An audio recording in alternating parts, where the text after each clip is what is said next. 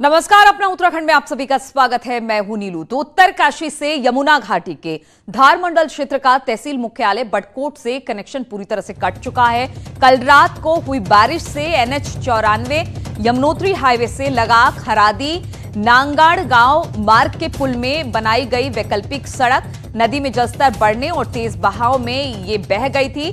ग्रामीण सुबह के समय अपनी आवाजाही कर रहे थे कि एक सवारी वाहन नदी के पानी में बीचों बीच फंस गई, जिससे काफी देर तक सवारियों की सांसें वाहन के अंदर ही अटकी रही। बाद में किसी तरह से पास के कुछ युवकों ने हिम्मत दिखाकर सभी को वाहन से बाहर निकाला है। लोग अब सुरक्षित बताए जा रहे हैं, उनको सुरक्षित जगहों पर पहुंचा दिया गया है। वाहन अभी भी नदी में फंसा हुआ है। यमुनोत्री हाईवे पर पलियागाड़, कुथनोर और डबरकोट में भारी मलबा आने से मार्ग बंद हो चुका है। तो तस्वीरें हम आपको दिखा रहे हैं उत्तरकाशी की है, जहां पर एक गाड़ी फंस गया। इसमें कुछ यात्री भी थे, हालांकि उनको बाद में जो वहां के स्थानीय लोग थे उन्होंने किसी तरह से निकाल लिया, लेकिन बताया जा रहा है कि गाड़ी अब भी वहां पर फंसी हुई है।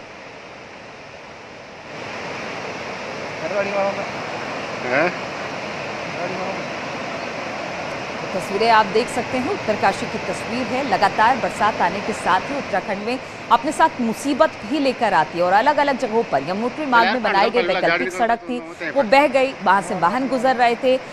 NH 94 का ये पूरा मामला है। हालांकि ये अच्छी बात रही कि जो लोग इसमें फंसे हुए थे उनको निकाल लिया गया है, वहां से यात्रियों को सुरक्षित जगह पर पहुंचा दिया गया। लेकिन तस्वीर में आप देख सकते हैं गाड़ी अब भी फंसी हुई है। कोशिश यही की जा रही है कि किसी तरह से गाड़ी को भी बाहर निकाला जाए। और रुद्रप्रयाग से बड़ी खबर मिल रही है। केदारनाथ धाम को जाने वाले रुद्रप्रयाग गौरीकुंड राष्ट्रीय राजमार्ग में बांसवाड़ा के पास बड़ा लैंडस्लाइड हुआ है। राष्ट्रीय राजमार्ग में हुए इस लैंडस्लाइड से सड़क पर भारी मलबा आ गया है। लैंडस्लाइड की जद में कई पेड़, बोल्डर सभी आ गए हैं। गनीमत यह रही कि उस दौरान NH से कोई वाहन नहीं गुजर रहा था। फिलहाल वैकल्पिक मार्ग बासु केदार छेनागाड़ से ट्रैफिक को चालू रखा गया है, लेकिन ये जो रास्ता है उसे जरूर बंद कर दिया गया है और कहा यह जा रहा है कि भारी मलबा आने से अभी इस रास्ते को खुलने में वक्त लगेगा।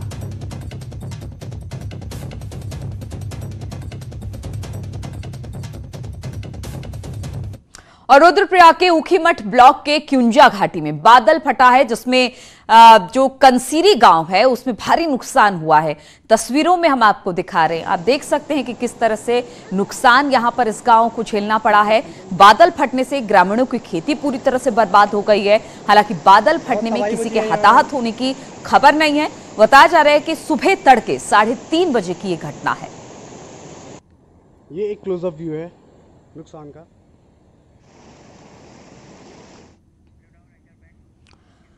और टिहरी में NH 94 पर ऑल वेदर रोड निर्माण के तहत बन रही टनल के चलते चंबा में देर रात एक मकान का हिस्सा ढह गया और BRO कार्यदायी संस्था की बड़ी लापरवाही इसमें सामने आई है। सूचना के बाद पहुंचे SDM और पुलिस टीम ने मौके का जायजा लिया। बताया जा रहा है कि टनल निर्माण के चलते जनवरी माह में मकान में दरारें पड़ रही थी और फरवरी माह में पूरे मकान को खाली कर दिया गया था। मकान मालिक का कहना है कि BRO और कार्यदायी संस्था भारत कंस्ट्रक्शन की लापरवाही के चलते यह हादसा हुआ।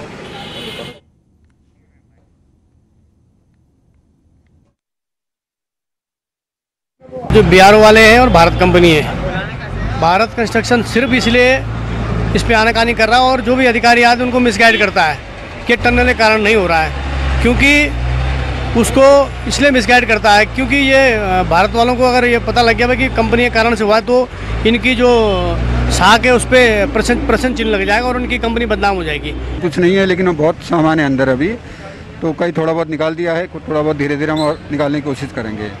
और ये चूँकि जनवरी से इसमें दरारें आनी शुरू हो गई थी, आसपास के मकानों में दरारें शुरू हो गई थी, तो इस मकान में काफ़ी ज़्यादा नुकसान होने लग गया था। तो BRO को भी लिखा गया है पहले और ज्वेलरिस्ट को भी लिखा गया है। फिर DM साहब ने आते ही इसमें कमेटी बनाई, कमेटी की रिपोर्ट उनकी चली गई है। उसमें साफ लिखा है कि इसमें BRO की टनल के निर्माण से यह क्षति हो रही है। ऋषिकेश गंगोत्री राजमार्ग पर NH 94 पर ऑल वेदर रोड का निर्माण कार्य चल रहा है और चंबा के पास एक टनल का निर्माण कार्य किया जा रहा है, लेकिन टनल के चलते जो लगातार है आसपास के क्षेत्रों में भूधसा और भूस्खलन हो रहा है। आप देख सकते हैं कि कल देर रात ये जो मकान था इसका एक हिस्सा पूरी तरह से ढह चुका है और कहीं ना कहीं एक बड़ी लापरवाही जो है BRO और जो कार्यदायी संस्था भारत कंस्ट्रक्शन है उसकी देखी जा रही है। कि यहाँ पर ये मकान पूरी तरह से क्षतिग्रस्त, हालांकि इसमें कोई जनहानि नहीं हुई है, लेकिन जनवरी में इसमें दरारें पड़नी स्टार्ट हो गई थी और आसपास के क्षेत्रों में भी काफी इसका असर देखा जा रहा था। उसके बाद से इस मकान को फरवरी में खाली करा दिया गया था, लेकिन सामान यहाँ पर को काफी कुछ पड़ा हुआ था। उसके बाद जब ये घटना हो जाती है तो यहाँ प्रशासन की टीम पहुंचती है, पुलिस की टीम पहुंचती है और देखा जाता है, पूरा निरीक्षण किया जाता है, लेकिन बड़ी लापरवाही यहाँ पर को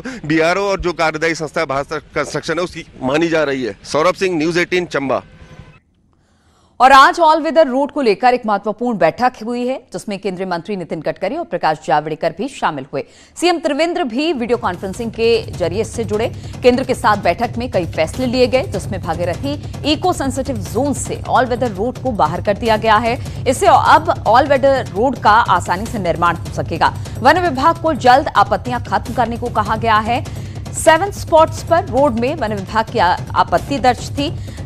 सामरिक दृष्टि से काम तेज करने के निर्देश अब इसको लेकर दे दिए गए हैं।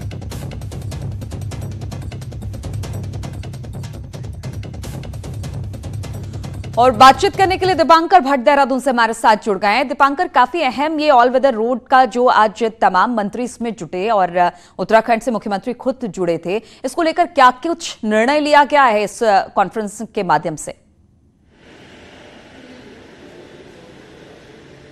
बिल्कुल नीलो, ऑल वेदर रोड का प्रोजेक्ट क्योंकि भारत सरकार का प्रोजेक्ट है, खुद प्रधानमंत्री नरेंद्र मोदी इसकी मॉनिटरिंग कर रहे हैं, इसलिए 2 मंत्री प्रकाश जावड़ेकर और नितिन गडकरी और खुद मुख्यमंत्री त्रिवेंद्र सिंह रावत एक हाई प्रोफाइल बैठक। खास बात जो इस बैठक की रही वो ये रही कि ऑल वेदर रोड में जो 7 जगहों पर वन विभाग की आपत्तियां थी, वन विभाग को साफ तौर पर कहा गया, भारत सरकार के वन विभाग में को भी और उत्तराखंड के वन विभाग को भी, अगले 10 दिन में इन सभी आपत्तियों को खत्म किया जाए। जो खबर हमारे पास है कि 7 दिन पहले जब यह तय हुआ था कि नितिन गडकरी बैठक लेंगे, उसके बाद से लगभग आपत्तियों को खत्म किया गया है। तो बड़ी नाराजगी इस बात को थी कि वन विभाग जो आपत्तियां लगाता है और वो रोड जो भारत चीन से, मतलब क्योंकि उत्तराखंड की सीमा अंतर्राष्ट्रीय बॉर्डर से लगती है, तो जिस रोड पर खुद प्रधानमंत्री नरेंद्र मोदी का ध्यान हो, उस रोड पर अगर काम तेजी से नहीं होगा तो फिर आगे किस तरीके से जाया जाएगा। तो आज इस बैठक में यह बात साफ हो गई है नितिन गडकरी, प्रकाश जावड़ेकर और मुख्यमंत्री त्रिवेंद्र सिंह रावत के बीच कि इस काम में वन विभाग अपने काम को तेजी से करे, फॉरेस्ट क्लियरेंसेस फटाफट दी जाए और जल्द से जल्द इस रोड को, इसके काम को शुरू किया जाए, क्योंकि इसमें 27 महीने पहले एनजीटी के वजह से इसमें काम अटका था। वहीं दूसरी बात, एक हाई प्रोफाइल कमेटी, एक हाई पावर कमेटी गठित की गई थी सुप्रीम कोर्ट की तरफ से। उस हाई पावर कमेटी ने भी अपनी रिपोर्ट अब सेंट्रल गवर्नमेंट को सौंप दी है। तो वो हाई पावर कमेटी की रिपोर्ट की संस्तुतियां क्या क्या है, क्या क्या हाई पावर कमेटी की तरफ से कहा गया, ये बातें जब मुख्यमंत्री त्रिवेंद्र सिंह रावत अभी बाहर आएंगे तो उनसे बातचीत में सामने आएंगी। लेकिन कुल मिलाकर ऑल वेदर रोड के लिए एक बड़ी खबर ये कि वन विभाग की आपत्तियों की वजह से जहां जहां सड़क का काम अभी रुका हुआ था, उसको अगले 10 दिन के भीतर पूरा करने के निर्देश दिए गए ताकि कहीं पर भी रोड का काम न रुके। और एक खास बात यह कि भागीरथी इको सेंसिटिव जोन जो गंगोत्री यमुनोत्री वाला इलाका है, वहां पर जहां से ऑल वेदर रोड को होकर गुजरना है, सैद्धांतिक सहमति इस बात को लेकर बनी है कि इको सेंसिटिव जोन से बाहर रखा जाएगा ऑल वेदर रोड को, ताकि वहां पर यह आपत्तियां परेशानी ना बने। नीलू, तो दीपांकर, क्या इसको हम इस तरह से समझे कि अब तो इसमें तेजी आएगी, ऑल वेदर रोड के कंस्ट्रक्शन कार्य में अब तेजी से आगे ये बढ़ेगा, लेकिन जो इको सेंसिटिव जोन है, क्या उसको लेकर भी किसी तरह का कोई परिवर्तन किया जाएगा नक्शे में? क्या इसको लेकर भी किसी तरह से आगे बातचीत होगी कि इको सेंसिटिव जोन में ये ऑल वेदर रोड ना पड़े? इसको लेकर किसी तरह से चेंजेस हो सकते हैं नक्शे में या फिर ऑल वेदर रोड के जो कंस्ट्रक्शन कार्य हैं उसको लेकर?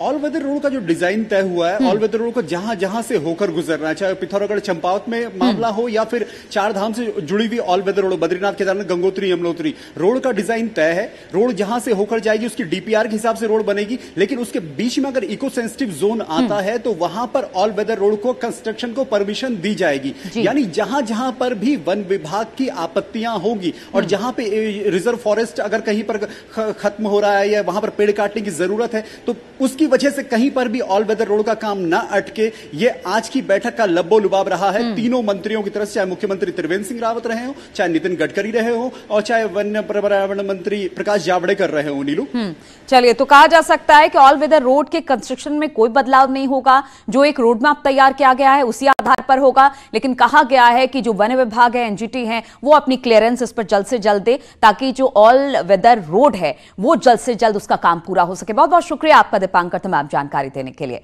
और बीजेपी में परफॉर्मेंस के आधार पर विधायकों के टिकट कटने के बंशीधर भगत के बयान का सीएम त्रिवेंद्र सिंह रावत ने भी समर्थन किया है। सीएम त्रिवेंद्र सिंह रावत ने कहा कि बंशीधर भगत ने जो बोला है सोच समझ के ही बोला होगा। सीएम ने कहा कि परफॉर्म ना करने वाले विधायकों को विधानसभा में नहीं होना चाहिए।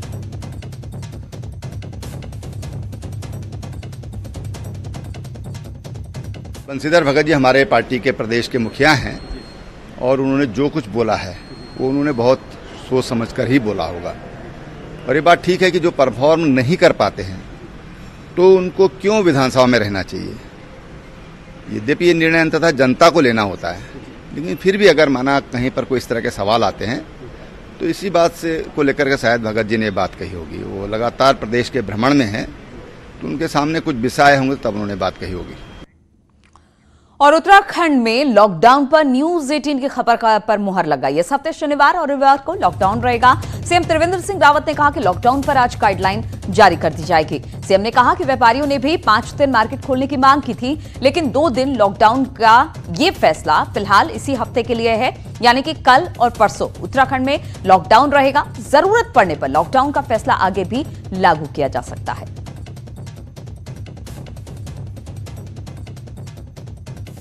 सैटरडे संडे व्यापारियों की भी डिमांड थी कि मार्केट 5 दिन ही खोला जाना चाहिए और हालात भी इस चीज़ के लिए कह रहे हैं कि भाई कहीं ना कहीं इसको ब्रेक करने की ज़रूरत है। तो इसी दृष्टि से कि सैटरडे संडे को हमने इस पर विचार किया है। आज हम इस पर बैठ करके और इसकी गाइडलाइन तैयार कर लेंगे कि किन लोगों के लिए निषेध रहेगा, कौन लोग आ सकते हैं, इन सारी चीज़ों पर विचार होगा। और देहरादून के पलटन बाजार में सैनिटाइजिंग का विशेष अभियान मजाक बन गया है। दुकानों में एक ओर सैनिटाइजिंग का काम किया जा रहा है तो वहीं दूसरी ओर तमाशबीन भीड़ लगाकर स्थानों पर झुंड बनाकर खड़े दिखाई दे रहे हैं। सवाल यह है कि ऐसे ही जब लोग झुंड बनाए रहेंगे तो भला कोरोना की चेन कैसे टूटेगी। इस मौके पर पुलिस भी तमाशबीन बनी रही।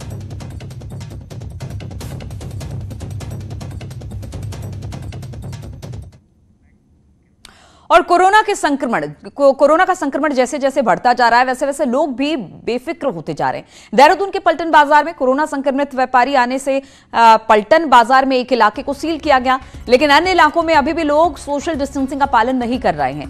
वहीं कुछ लोग बिना मास्क लगाए भी दिखाई दिए। जैसे कोरोना के संक्रमण मामले बढ़ते जा रहे हैं वैसे ही लोग धीरे धीरे कैजुअल होते जा रहे हैं।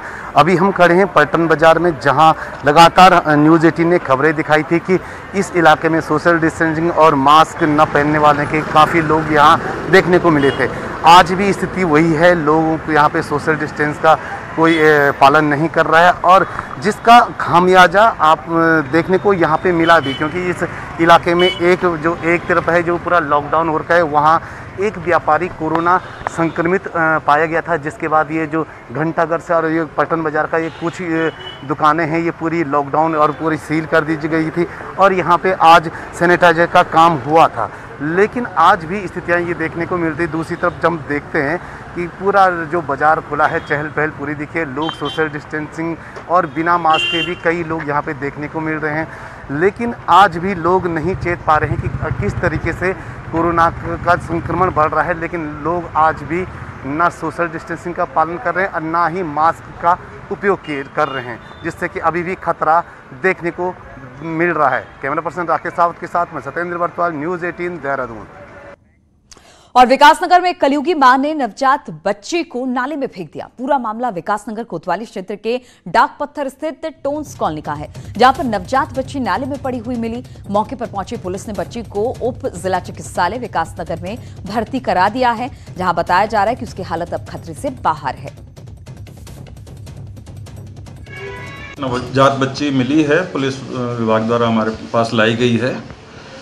तो अभी तो बच्चे की हालत ठीक है, लेकिन इनमें काफ़ी खतरा रहता है, क्योंकि काफ़ी देर ये बाहर रहते हैं तो इनको बीमारी का आगे खतरा रहता है। तो उसके लिए हमने सारा इलाज वगैरह शुरू कर दिया है इनका, और अगर हालत में कोई बिगाड़ आता है तो उसके लिए हम इनको आगे भेजेंगे, अदरवाइज़ इनको यहीं पे देख रेख और पालन किया जाएगा जब तक कि इनको सही जगह पे नहीं भेजा जा सके। और हरिद्वार के कनखल थाना क्षेत्र स्थित पुल से एक युवती ने गंग नहर में छलांग लगा दी। मौके पर मौजूद लोगों ने इसे देख लिया, शोर मचाया। आसपास में मौजूद गोताखोर भी युवती को बचाने के लिए पानी में कूद पड़े। पानी में काफी मशक्कत के बाद गोताखोरों ने युवती को बाहर निकाल लिया। बेहोश युवती को गोताखोरों ने निजी अस्पताल में भर्ती करा दिया है, जहां पर उसके परिजनों को सूचना दे दी गई। बताया जा रहा है कि युवती पथरी इलाके के रानी माचरा गांव की रहने वाली है और घरेलू तनाव के चलते उसने आत्महत्या की कोशिश की।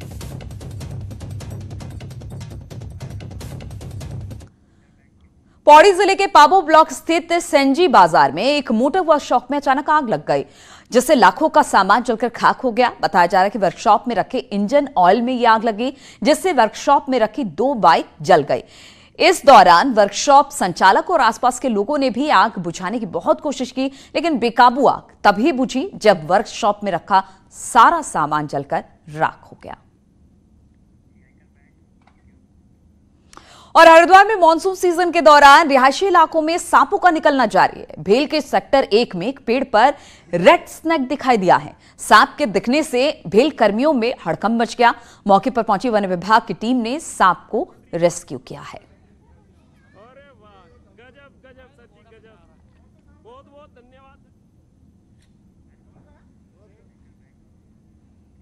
और रामनगर के चोरपानी में तब हड़कंप मच गया जब यहां पर एक विशालकाय अजगर निकल आया। अजगर को देख लोग डर गए, जिसके बाद वहां पर अजगर को पकड़ने के लिए सांप विशेषज्ञ चंद्रसेन कश्यप को बुलाया गया, जहां पर उन्होंने इस अजगर का रेस्क्यू किया और फिर जंगल में जाकर इसे छोड़ दिया गया।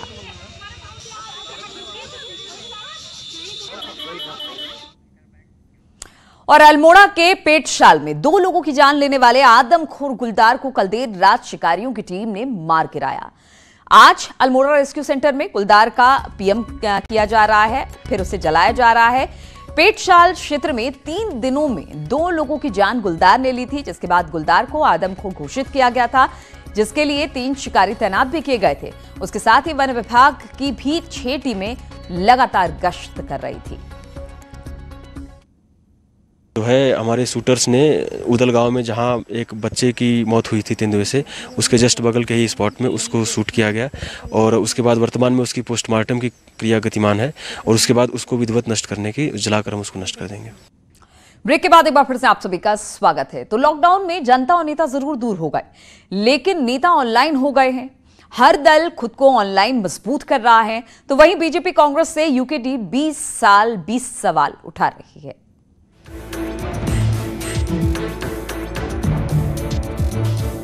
कोरोना काल से ऑनलाइन हुए नेता सोशल मीडिया पर जनता की नब्ज टटोल रहे हैं। बीजेपी वर्चुअल रैली के जरिए लोगों तक पहुंच रही है, तो वहीं कांग्रेस भी ऑनलाइन कार्यकर्ताओं को जोड़ रही है। अब यूकेडी भी डिजिटल हो गई है और 20 साल 20 सवाल लेकर पार्टी और सरकार पर सवाल उठा रही है।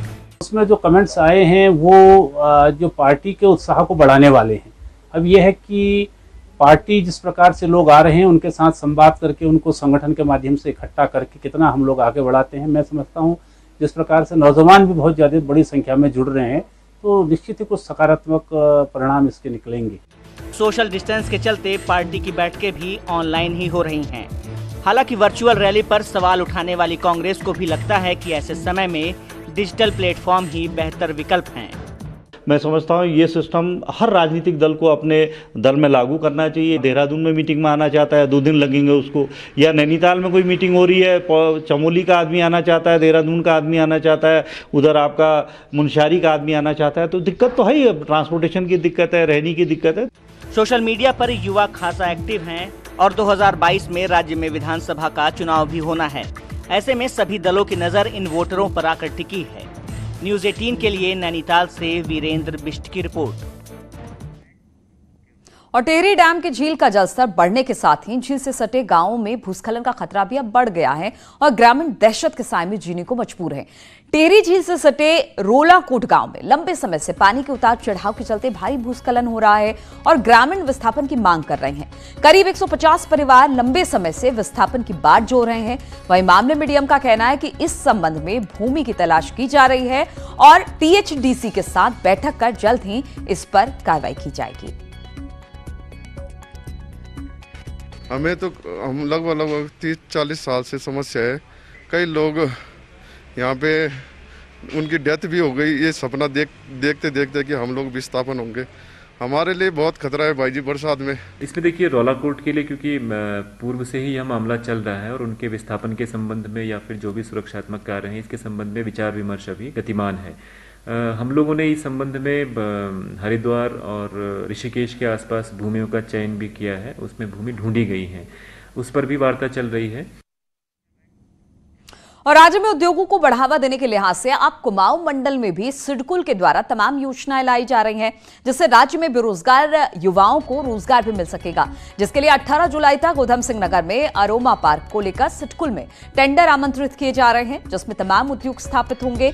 सिडकुल द्वारा तैयार किया गया करीब 40 एकड़ में इंडस्ट्रियल अरोमा पार्क बनेगा। वहीं एमडी सिडकुल SA मुरुगेशन ने कहा कि अरोमा पार्क में लगने वाले उद्योगों को लेकर क्षेत्र की व्यवस्थाओं को सुधारा जा रहा है, जिससे ज्यादा से ज्यादा उद्योग स्थापित किए जा सके।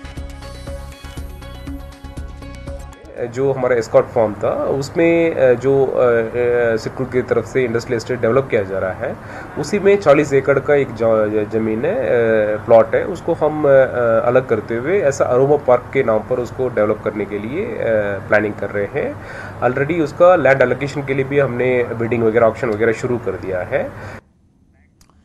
और देहरादून नगर निगम में आने वाले लोगों के लिए अच्छी खबर है। अगर हाउस टैक्स जमा नहीं किया तो आप करवा लीजिए। नगर निगम ने हाउस टैक्स जमा कराने वाले लोगों के लिए 31 जुलाई तक 20% छूट का बड़ा ऐलान कर दिया है, जिसके बाद टैक्स जमा करने वालों पर 15% का अतिरिक्त भार पड़ेगा और 15 अगस्त तक टैक्स जमा न करने वालों को निगम नोटिस जारी करेगा। कोरोना के चलते मार्च में लॉकडाउन होने से बकायेदारों को निगम द्वारा अतिरिक्त समय दिया जा रहा है। आपको बता दें कि लॉकडाउन में हाउस टैक्स वसूली निगम ने बैन कर दी थी और अनलॉकडाउन में 8 जून से शुरू हुई निगम का वसूली अभियान में निगम ने दून वासियों को 20% की राहत दी है।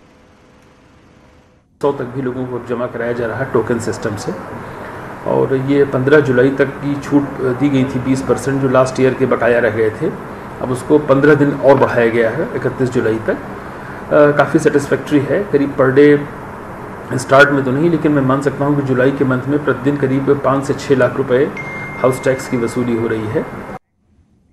और अल्मोड़ा जिले में किसान तेजी से सब्जी उत्पादन कर रहे हैं। जिले के कई गांव में तो किसानों ने ब्रोकली की खेती शुरू कर दी है, जो पहाड़ में पहला प्रयोग है और ब्रोकली की मांग भी अब बढ़ने लगी है। आजीविका परियोजना ने भी इससे पहले किसानों को ब्रोकली की बीज दी, जिसके बाद अच्छे रेट मिलने के कारण किसान अब खुद ही इस तरफ बढ़ रहे हैं और ब्रोकली की सब्जी उगा रहे हैं। देखिए, बाजार मांग के दृष्टिगत हमने ब्रोकली का बीज जो है डेमोन्स्ट्रेशन के तौर पे काश्तकारों को दिया था कुछ ग्राम पंचायतों में, और वहाँ हमको अच्छे परिणाम मिले। चाहे वो पॉली हाउस में लगा हो या वो ओपन फील्ड में लगाया गया हो, तो उसकी उपज अच्छी आई और उसके बाजार में मांग भी रही। तो अपना उत्तराखंड में फिलहाल इतना ही। नमस्कार।